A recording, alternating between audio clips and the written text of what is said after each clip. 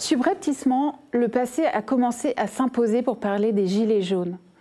Ainsi apprend-on par exemple d'une journaliste du très libéral site L'Opinion que les patrons ont eu peur physiquement, peur il y a quelques semaines, et qu'ils auraient même supplié le patron du MEDEF de tout lâcher, tant, je la cite, « la peur de finir la tête sur des pics les avait gagnés ». Quand ça? Le samedi terrible, là, dit-elle, quand il y a eu toutes les dégradations. Subrepticement, on sent un certain soulagement dans les médias depuis le week-end dernier.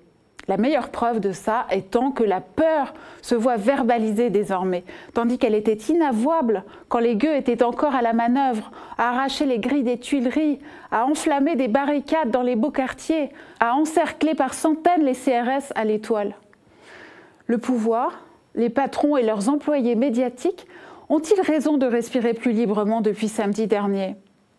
Le soulèvement des Gilets jaunes est-il en train de rejoindre discrètement les pages des livres d'histoire où il jaunira au rayon des grandes insurrections populaires, enfin reconnues comme telles, mais de ce fait même devenues inoffensifs? C'est vrai, les rues de Paris ne grouillaient pas de jaune fluo samedi dernier.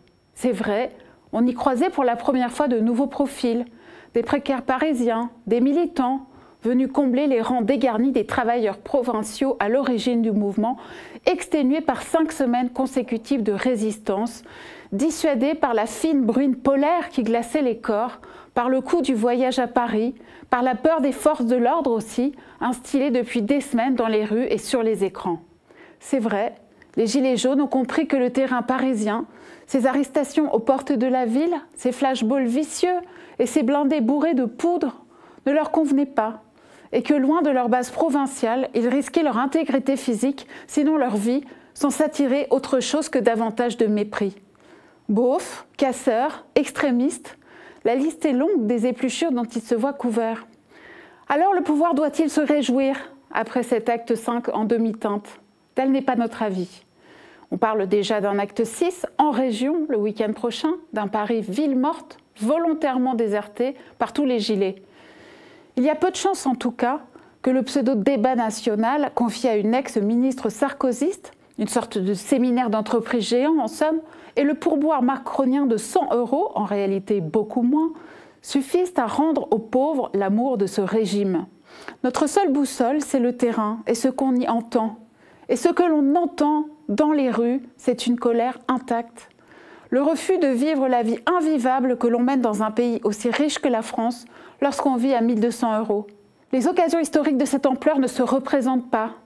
Il y a eu des manifestants mutilés depuis toutes ces semaines. Il y a eu des milliers d'arrestations abusives. Il y a eu de la prison ferme distribuée avec un cynisme insupportable à une France populaire en lutte pour la première fois de sa vie, des gens qui, pour certains, ne retrouveront jamais d'emploi. Il y a eu aussi 6 morts depuis le début du mouvement. Ont-ils payé le prix du sang pour que chacun de nous se retourne désormais et continue à vivre? Le peuple a eu le courage de se soulever. Nous devons lui être fidèles. Aider à la construction politique déjà en cours d'un mouvement sans leader, sans mot d'ordre autre que celui de vivre dans une France moins injuste. Les patrons ont eu peur, Macron a eu peur, et ils ont sans doute encore très peur tous. Aucun despotisme, fût-il celui de l'argent, n'est jamais tombé autrement que par la peur que lui inspirait une foule debout. Les Gilets jaunes savent ce qu'il leur reste à faire désormais.